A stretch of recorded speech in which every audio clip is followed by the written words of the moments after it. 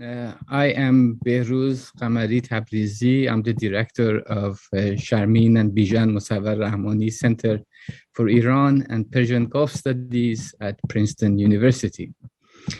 This is truly one of those rare occasions that we have an event in which I'm hosting truly the giants of Iranian studies and a group of scholars who, without whose work, we could not really have a field of Iranian studies in European and American contexts. And it's truly a pleasure today to have this meeting in honor of the work of Dr. Ahmad Ashraf. Many of you, of course, are already familiar with Dr. Ashraf's work. And we've been working to have a ceremony to acknowledge his contribution to the field in Princeton. Dr. Ashraf and I, we both live in Princeton, and unfortunately, because of these restrictions of pandemic, we were not able to do so in person. So we finally decided to just have this event, this important celebration on Zoom. The other reason that we are having this celebration at this moment is the publication of a special issue of Iran Namak under the editorship of Professor Mohamad Tavakoli-Targhi, about which he's going to talk himself. I'm not going to go that much into the special issue, but this is also in addition to a recognition of Dr. Ashraf's contribution. This is also an occasion to dedicate this special volume to him and to his work. Before I introduce my colleagues, just a few notes of logistics.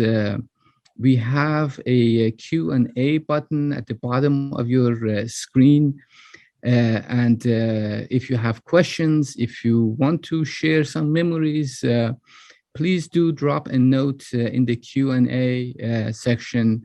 And if we have time, I would pose your question or share your memory in this gathering. So without further ado, I would like to introduce our main guest today, Dr. Ahmad Ashraf.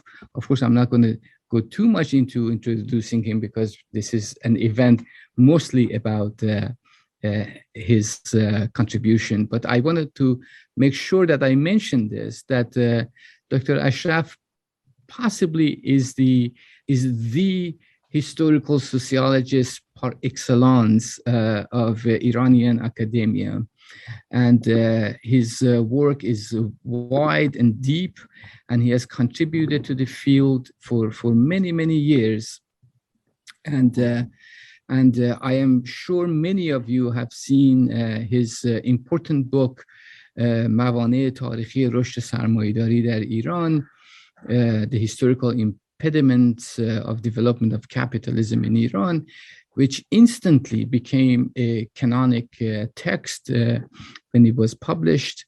And I think that we learn more about his work and his contribution as we as we continue our conversation.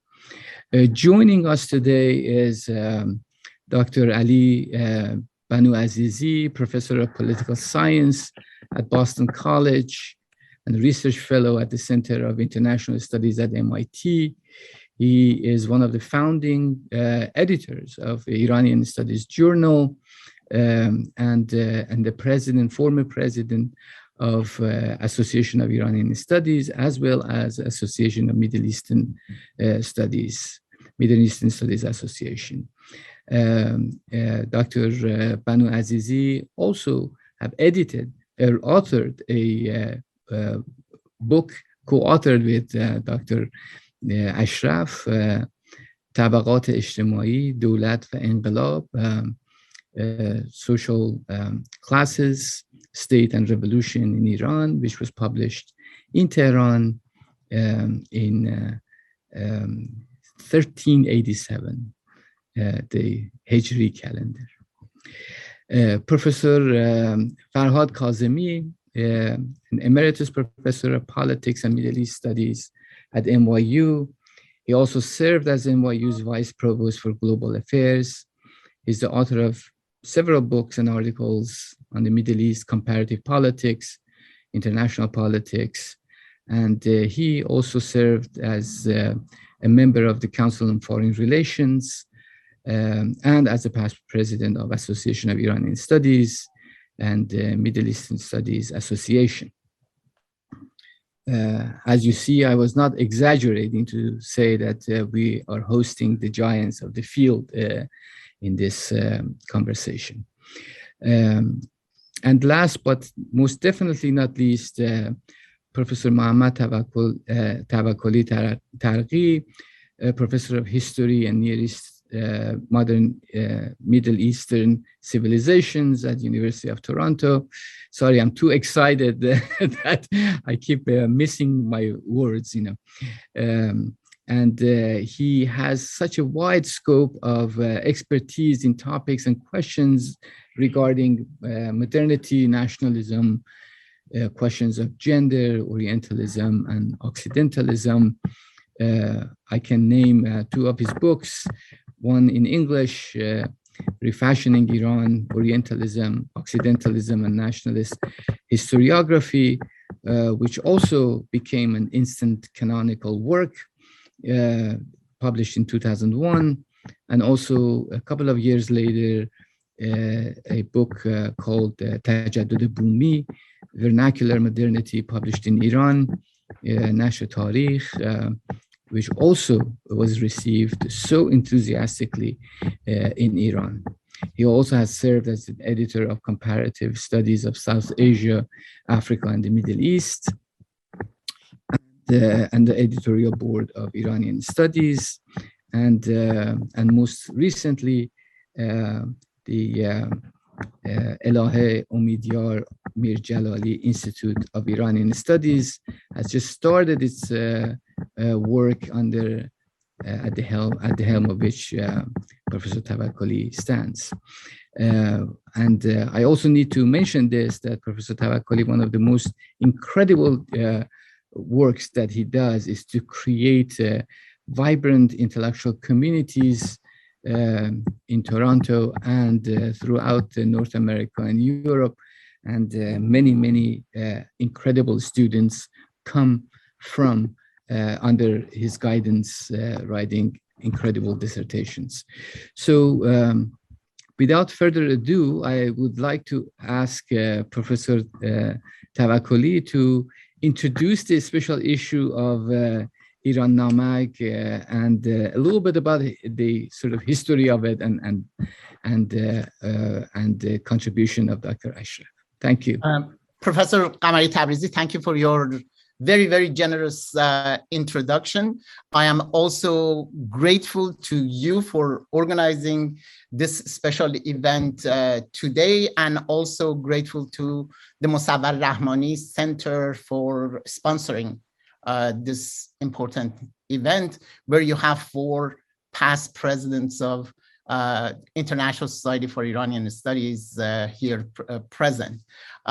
It is a gratitude for me also to be on the same panel with my dear friends Farhad Kazemi, Ali Banuazizi, Ahmad Ashraf, to whom this special issue of Iran Namak has been dedicated, has been for me like a guru from early my graduate years in 1980s, and not only for me, but also for many of my colleagues, people in my who were in graduate schools at the same time. And I always remember Ahmad Ashraf in this particular pose that you are seeing, always engaged in debate, conversation.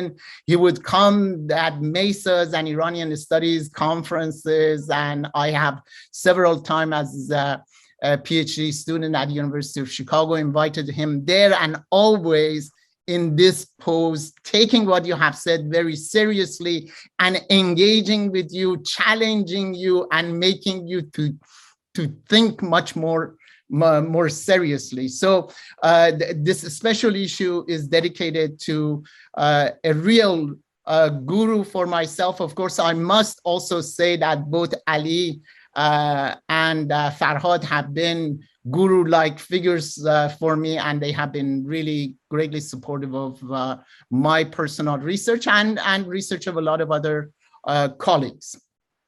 This special issue that was published in winter 2021 does have a history, and actually we were supposed to do it 3-4 years earlier along with Ali Banuazizi, but with changes in Iran Namak, we postponed it, and now under Iran Namak we are publishing it. And this special issue has been edited by my colleague Amir Ismail Ajami, who is a longtime friend of Professor Ashraf. In this issue, we have 5 actually articles in English, and I'm going to show you the table of contents. Amir Ismail Ajami has the lead article in the English section on land reform and agrarian transformation in Iran. This is a really important article reflecting critically on the land reform in early 1960s. And Mary Martin, this is also a classic article, for it's based on ethnographic research that Mary did in 1970s, late 70s, right before the Iranian Revolution, on the environmental impact of farmer herder villages on the revolution. The table of contents is not showing on the screen. Do you see my table of contents? No, I was just about to say that we don't see the table of content. I think you need to sort of re-click to share the table of content. Let me see. Let me restart it.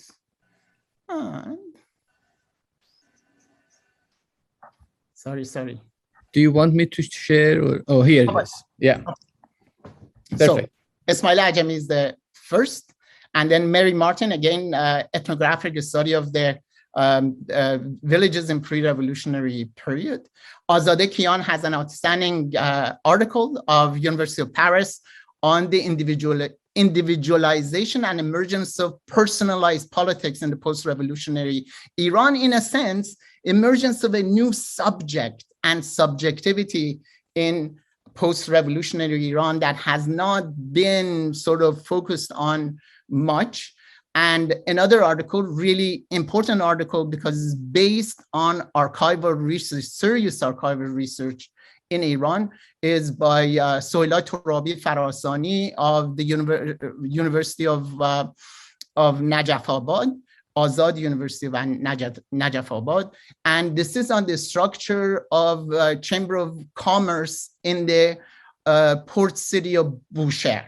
And then we have another article that links with the larger encyclopedic work of Ustad Ashraf. As you know, for several decades, Ustad Ashraf was one of the senior editors and really capable manager of Encyclopedia Iranica, and thus it's very appropriate that this article is also in this issue. Notes on a Persian gospel manuscript in the Georgian script by Helen Giononashvili.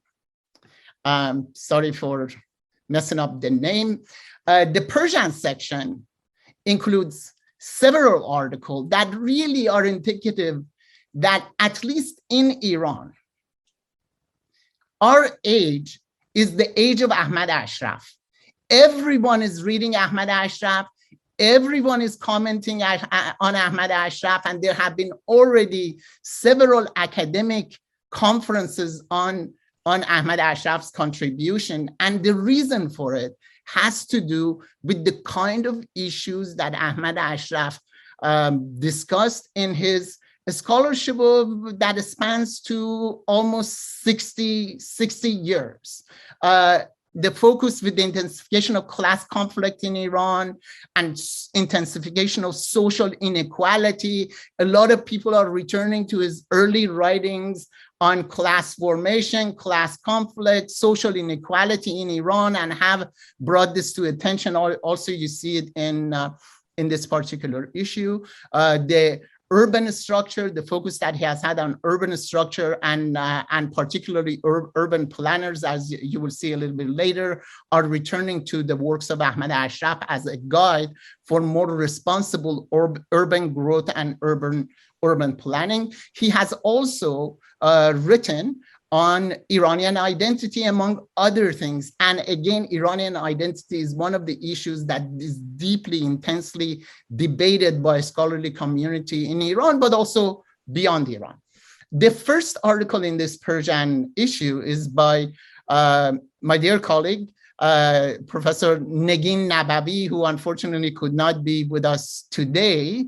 This is an interview with Dr. Ashraf on recollections and inquiries from unveiling to the Islamic Republic, Islamic Revolution. In this interview, which is an exemplary interview, Ahmad Ashraf, both as a scholar and as a person, goes through his experience from 1930s in Iran, where he was born. He was born in 1934. His childhood, that he refers to himself as Bache Reza Shahi, as Reza Shahi lad, and the significance of that period, the unveiling, his own recollections of the instance of unveiling of women by the police.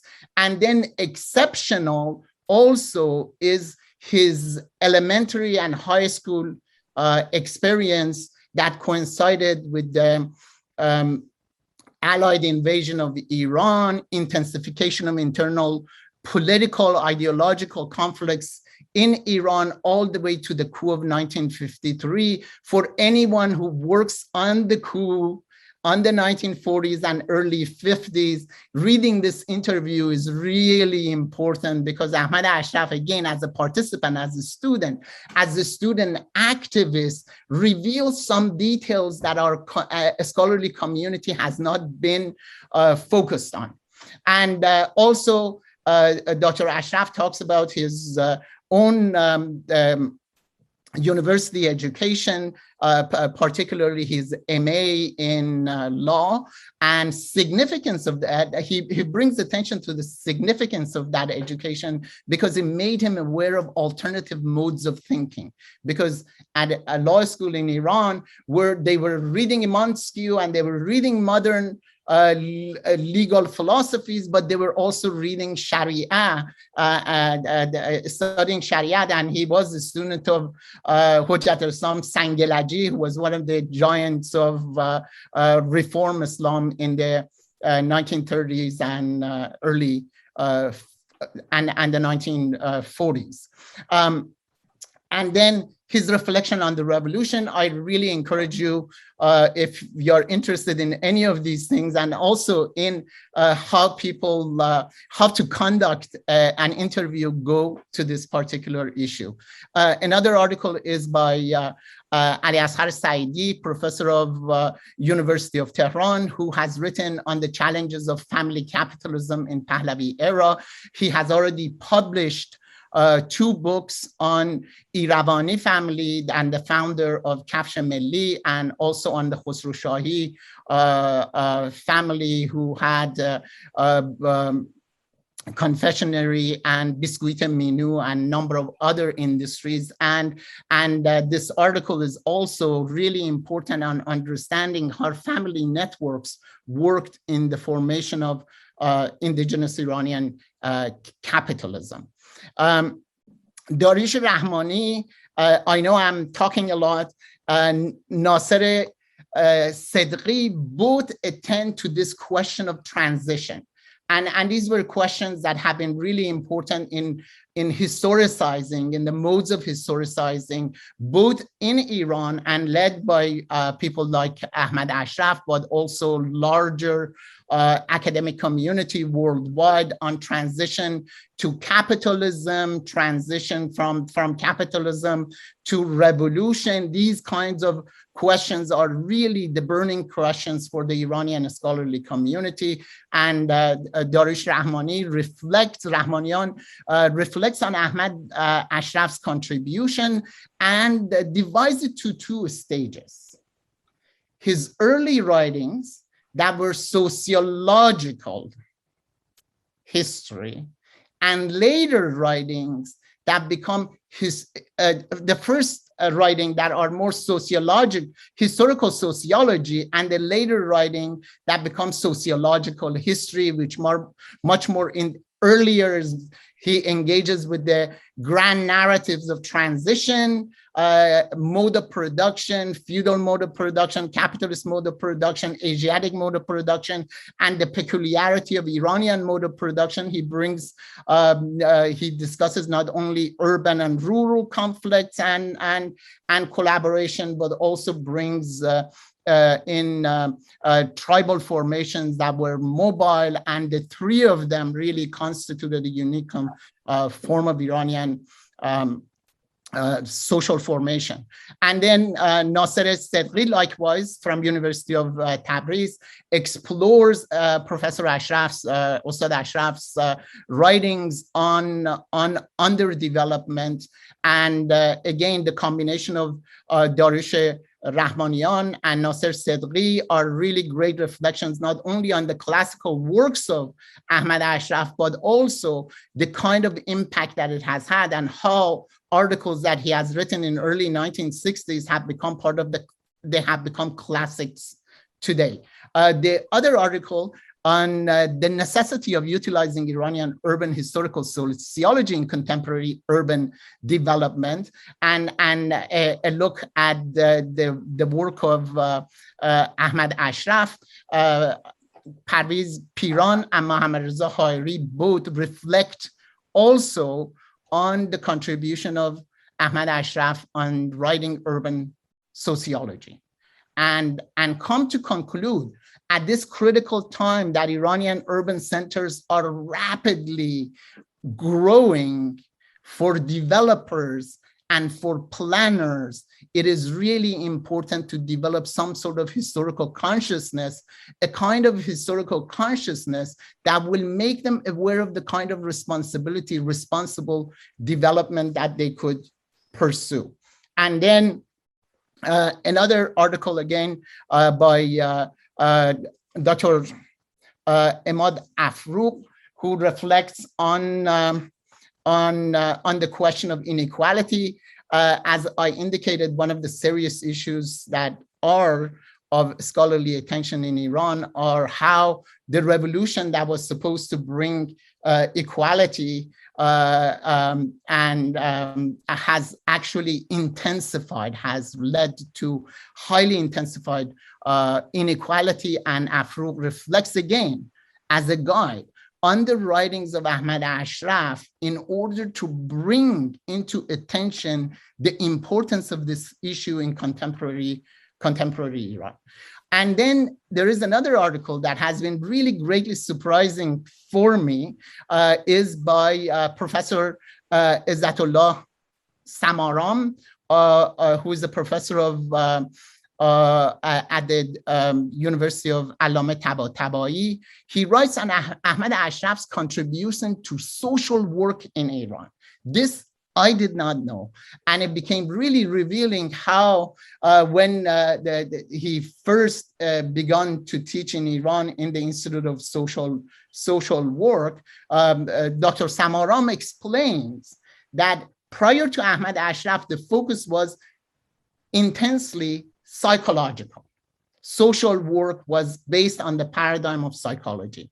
And Ahmad Ashraf pivoted it onto sociology and made social workers who were receiving their MAs and beyond aware of social questions. And he recalls this particular instant when Ahmad Ashraf in one of his classes asks, what is the question, what is the definition of salamat, health? And then he goes and addresses the students and argues that you, as future social workers, are responsible for maintaining social health. And thus, here again, really a paradigmatic contribution that Ahmad Ashraf has made to the emergence of social work and more focus on social and class tensions. So in a sense, and finally, this article by Manager Dolat, Bernard Horcade, and Odile Puech is one of the oldest articles that was written on the Iranian Revolution and question of peasants. And we were encouraged by Dr. Ashraf to translate this and have this in this particular issue. And in this issue, we also have a detailed introduction to two documents, historical documents, on the question of land reform. And the question that is posed here by Professor Ashraf is, was the land reform American? And then he reflects on the interviews that were done by with Donald Wilbur, who was a CIA agent in Iran at one time, and also a distinguished scholar of Iranian studies. And then an interview by with Ali Amini with Hormuz Hekmat. Later on, Professor Qamari Tabrizi will be sharing with everyone a complimentary copy of the entire issue to all of my colleagues. Thank you for your time. Thank you so much, Mohamad. I suspected that it's going to be very, very hard to keep our meeting conversations. I apologize. To 1 hour. No, it's not your fault. I mean, it's just, I think I blame it on Dr. Ashraf for contributing so much, and it's very difficult to summarize them in a very short meeting. Can you leave the screen share, please, so we can, thank you. And of course, the 2 points that I need to mention here, you mentioned Donald Wilbur. That was my cue to intervene here because he was also a Princeton product, and his papers are at Princeton Library. And for those of you who are interested in that period of Iranian history, I invite you to check it out. He was an art historian, and Princeton has many, many different kinds of contribution to the world affairs. So I don't want to get into it, but including Wilbur's papers. Yesterday, I gave a talk in sociology department, and my host there said that, that she wished that Charles Tilly was here to listen to this. I said that, actually tomorrow we are talking to the Charles Tilly of Iran. So it's very appropriate to have this back to back for us. And truly, as Mohammad's introduction indicated, the point of comparison is really to one of the most important figures in historical sociology and sociological historians of our time in the U.S. And with that, on that note, I would give the screen to my good colleague, Dr. Ali Banuazizi. You're on mute, Ali.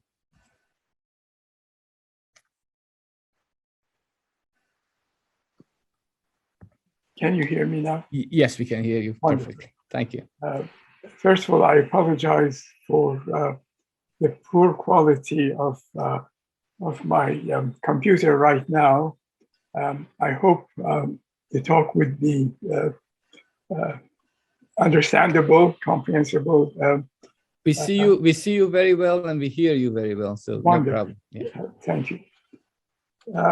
First and foremost, I would like to thank Professor Tavakoli-Targhi for preparing this remarkable fest shift as an issue of Iran Namak journal, and of course to our host, Professor Tabrizi, for organizing this celebration and inviting me to say a few words about the lasting contributions of my lifetime friend, Professor Ahmad Ashraf, in the field of Iranian studies and more generally, more broadly, in the fields of historical sociology and intellectual history, I should also mention. Perhaps I should start by admitting that long before I came to know Ahmad Ashraf, I had the privilege of knowing another Ashraf, his father actually, Mr. Ismail Ashraf. Mind you, not as my colleague or friend, but as a gracious, eloquent, and yet very humble gentleman to whom I always looked up as a model of as I was growing up. Mr. Ashraf and my father were among the first of 30 students who were sent to Germany by Reza Shah to be trained as railroad engineers, as steam engineers and managers in the late 1920s and early 1930s. And I understand that the center is going to have a program on the building of Iranian railway system. So both of us, both Ahmad Ashraf and myself, have a sense of pride in that industry, in that organization, which I must say, in its time, it was equivalent to the space program in the United States. That is, it was the most advanced industrial and infrastructural project in Iran and perhaps in the Middle East. So they returned, the 30 students all returned to Iran in the early 1930s and participated in the building and then the management of the railroad system until their retirement in the 1950s. My own close and lifetime friendship with Professor Ashraf began in the early 1960s when he arrived in New York to pursue his doctoral studies at the New School for Social Research, where I was also studying for my MA degree. In those years, in the early to mid 1960s, we were part of a politically engaged group of graduate students in social sciences, almost all of us, highly critical of the Pahlavi regime and active in various organizations at the time. There was, however, one major difference between Ahmad Ashraf and all the rest of us. He was the only one who had actually done extensive research in Iran and had done that on the ground. He had an underground knowledge of Iranian society, rather than simply being an opposé intellectual, so to speak, driven, as we all were, by nationalist or leftist ideologies. He had, for example, done a pioneering study even before starting his doctoral studies of income inequality and class systems, which was published as a research monograph back in 1961 under the title of قشرهای درآمد in Iran در ایران و ملاک درآمد در تعیین طبقات اجتماعی, income strata in Iran and the index of income in defining social classes. He had done that long before the topic became popular with economists and sociologists, and you know, it was a major study, really unparalleled at the time in that context. One of the activities that our group at the time became involved with was the publication of a new journal called Maktab, to which Dr. Ashraf contributed several articles. And this was a precursor to the Journal of Iranian Studies that was started later in the 1960s, in 1967. Now, Dr. Ashraf's distinguished scholarly career has recently received considerable attention, particularly over the past year. In addition to the wonderful issue of Iran Namak that Professor Tavakoli has edited, and I'm really glad that he gave a description of what is in that issue, and the various contributions in that issue, including the interview by Professor Negin Nabavi. The acknowledgements of Dr. Ashraf's work were also made very prominently by the leading members of the Iranian Sociological Association in Iran in the past spring of this year. Now, what I would like to focus on in my hopefully brief overview of many formative contributions of Dr. Ashraf to the field of Iranian studies are what I believe to be some distinctive features of his intellectual journey that began some 6 decades ago and still continues. There are, I believe, 3 features of his work that distinguish it from most others in the field of Iranian studies and Iranian social history and sociology. The first feature is that he has always avoided approaching the subject of his analysis through the prevalent or popular ideological or theoretical prisms. In the 1960s, for example, when it had become quite fashionable to portray the course of Iran's socioeconomic history in terms of feudalism or Asiatic mode of production, he rejected both ideologically driven approaches, and in a long essay, which was published in the journal Jahani-No back in 1967, I believe, he offered a far more nuanced analysis of Iran's development in a tripartite explanatory framework that emphasized the unique nature of rural-urban relationships in Iran.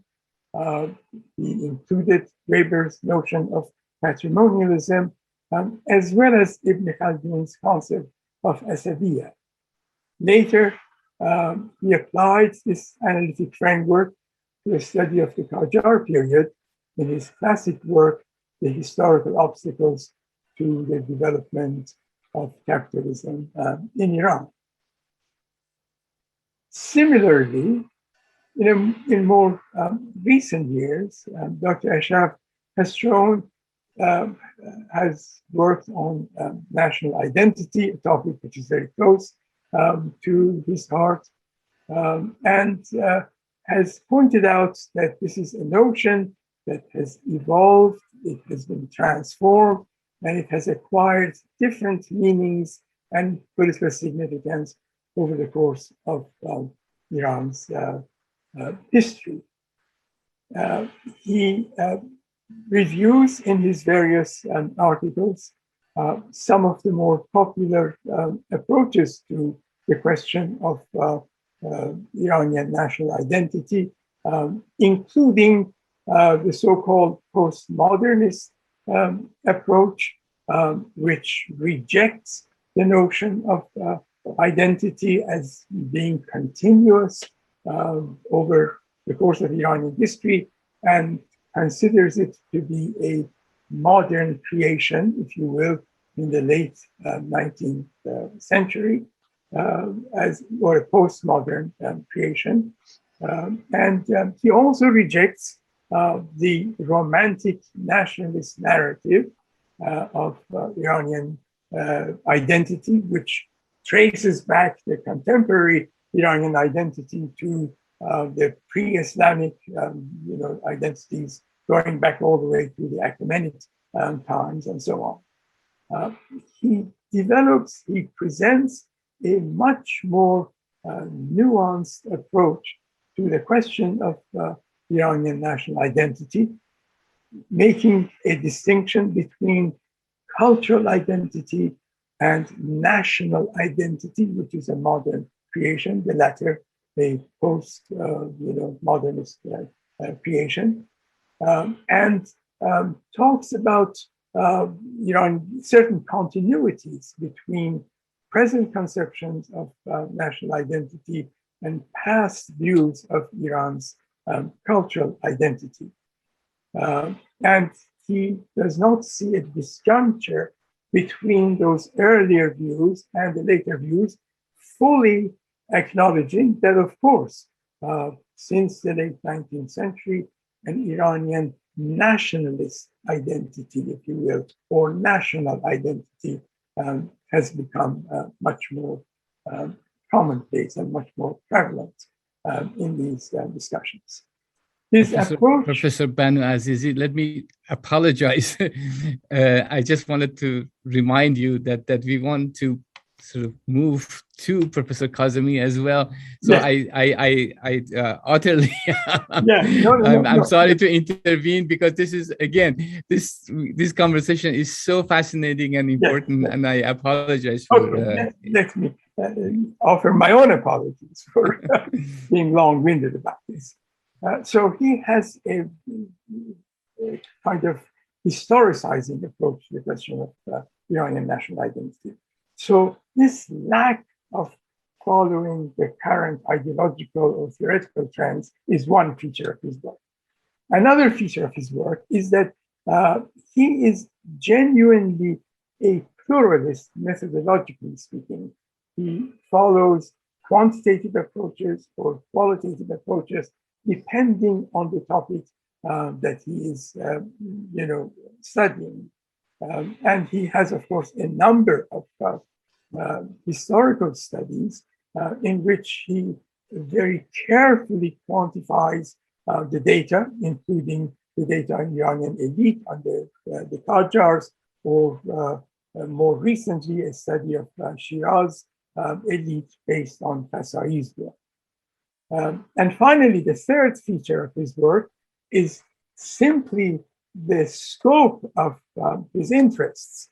If you look at the various topics that he has written on, including the Iranian constitutional revolution, including conspiracy theories, including the more recent works on the Iranian revolution, the role of the Bazar-Mosque alliance, the role of the industrial workers, all of those you can see that he really has the widest scope of interests in the study of Iran compared to any other student of Iranian studies.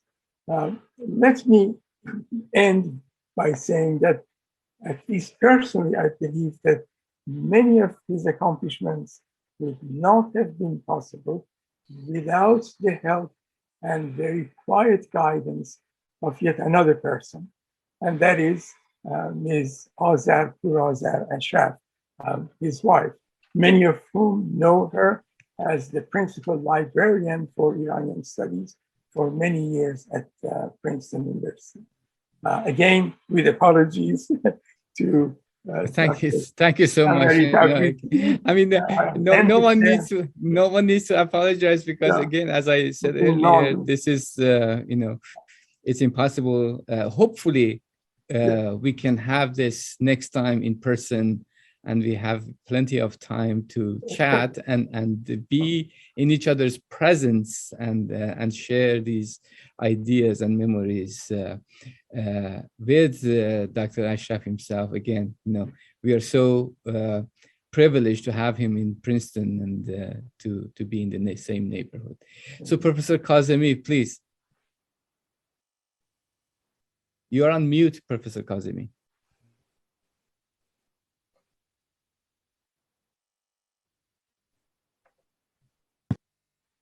There we go. You're on mute.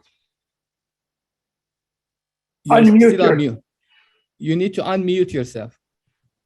There's a button on the left side of your screen. I see it. Okay. I think you push it twice and then it comes in and out.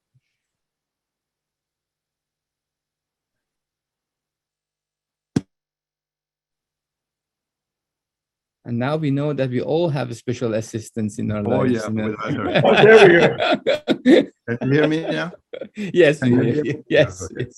Thank you. Sorry about that. That's all right. Ahmad Ashraf has been my dear friend and colleague for half a century. It is really, truly an honor and a privilege to celebrate his life and many accomplishments. I will make 3 brief points. Number 1, it is the depth and range of his knowledge of Iran that is incredible. He has an overarching knowledge of Iranian civilization encompassing the Middle East, Central Asia, South Asia, and beyond. 2, Ahmad is the leading sociologist of Iran with the deep knowledge that includes knowledge of religion and politics, and he has a seminal article called The Mosque and the Bazaar, which must be a definite piece for any student of Iran. Then about the same time, his article with Ali Banuazizi on factions in the Iranian Revolution, especially the 4 different Persian Shiite factions who were involved in the revolution, which is remarkable, is again his study of capitalism, as well as the study of religion and so forth and so on.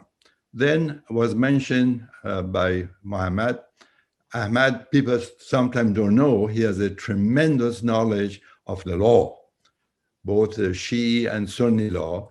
And we used to have fun listening to him give a lecture to us on the nuances of Shi'ism, how one thing contradicts the other and vice versa. And his style of speaking was so wonderfully warm that we would sit down for hours, just listen to him in various conferences where he attended. Then I think Ahmad is, what I like to call him, is a model of praxis. Not only he has theory, but he applies theory very well, effectively to practice.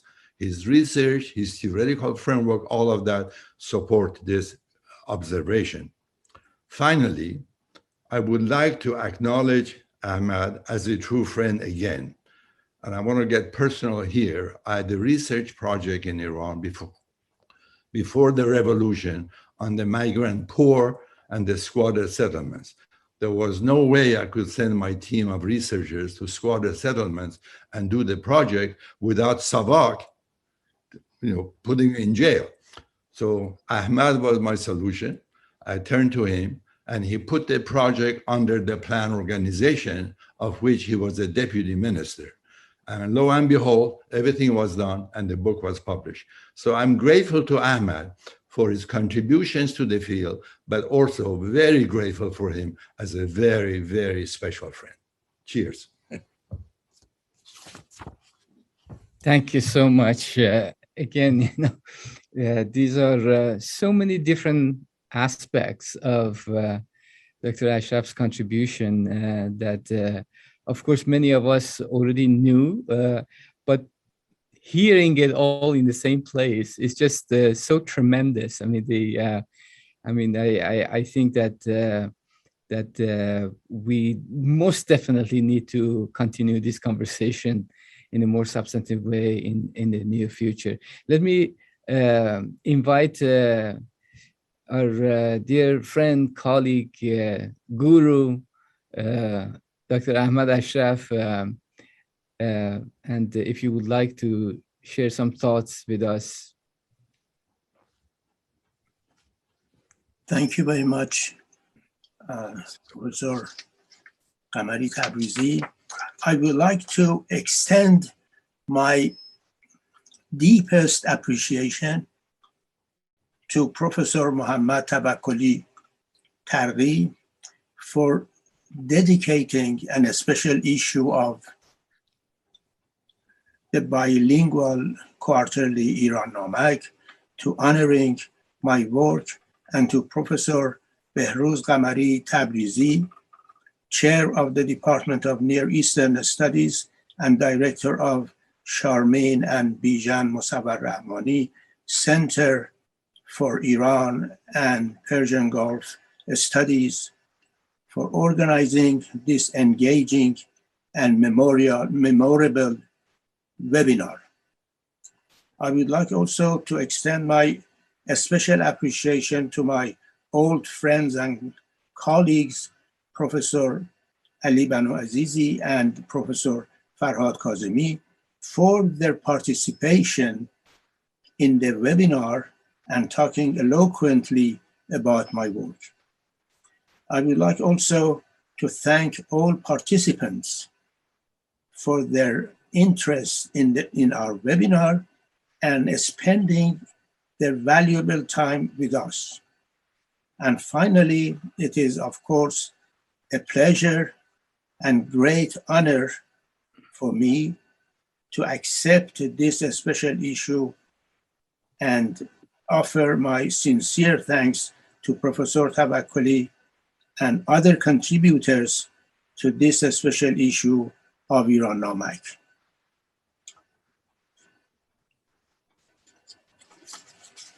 Thank you so much, Dr. Ashraf. These are difficult times, and all of us in one way or another have been touched by these times of pandemic and in different ways, and it has limited our person-to-person contact, but this is the best we could do to highlight the incredible contribution of one of our own scholars, whose many students, whose many colleagues have actually created this field, as I said at the beginning, and again, I already was very familiar with Dr. Ashraf's work, but this special issue put all that contribution in a totally different light, and special thanks really goes to Professor Tavakoli and his colleagues who co-edited and wrote for this special issue. And as my colleagues also highlighted, the depth and the scope of Dr. Ashraf's work is truly incredible. And from thinking along the lines of rural sociology to questions of identity, as Professor Banuazizi said, and really doing the kind of empirical work for which for many years were not given its due in Iran, and that empirical work is a lasting part of Professor Ashraf's work, and I'm sure many future generations. And recently, Dr. Ashraf was kind enough to send me some of his published and unpublished papers, and I've been reading them and learning from them, and realizing that this truly has been a treasure in scholarship in Iran, and hopefully we would continue this conversation in the future. I have one memory that one of our audiences shared in the Q&A, that he said that at a late night train coming back from New York City to Princeton, he bumped into Dr. Ashraf, and although it was very clear that he was very tired of entire day of work at Columbia and going back home, he invited him to sit next to him. And of course, he was very curious about all these questions from ancient Persia to Iranian Revolution. And he offered all these questions, and Dr. Ashraf, with such patience, offered his wisdom. And he says that it was so incredible to see his humility and khuzu that I want to say in Farsi, that again, one of those rare qualities in our community of scholars. And on that note, I again want to thank Professor Tavakoli, Professor Banuazizi, Professor Kazemi for accepting our invitation and participating in this very important event, which is truly meaningful for us in our community in Princeton. And I'm sure it's truly meaningful for many of our audiences who are watching this. We will post the video on our webpage. Please follow us on iran.princeton.edu. Very, very straightforward address, iran.princeton.edu. And again, with thanks and appreciation.